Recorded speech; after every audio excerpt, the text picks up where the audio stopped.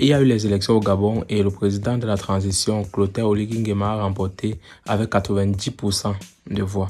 Le deuxième est venu avec 3% de voix et les autres partis ont eu 1% de voix. Plusieurs personnes disent que lui, il a taillé la constitution à sa mesure pour pouvoir prendre le pouvoir au Gabon.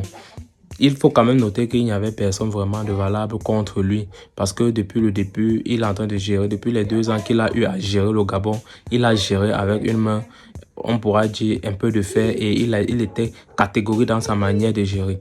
Maintenant, la chose à se demander, c'est que est-ce qu'il pourra gérer le Gabon mieux que ses autres frères, Ali Bongo ou le père Omar Bongo?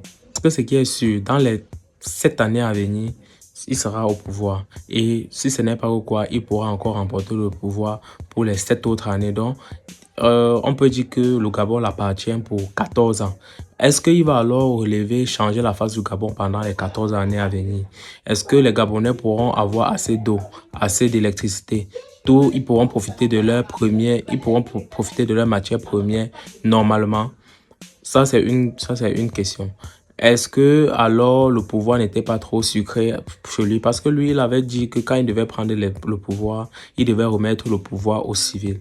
Est-ce que le pouvoir n'était pas tellement sucré que lui aussi, il a décidé de pouvoir prendre ce pouvoir-là lui-même en se transformant en civil?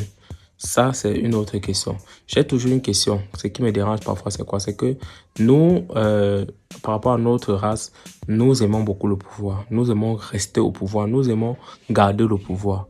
Est-ce qu'il ne va pas aussi taper au moins 40 ans au pouvoir comme les autres?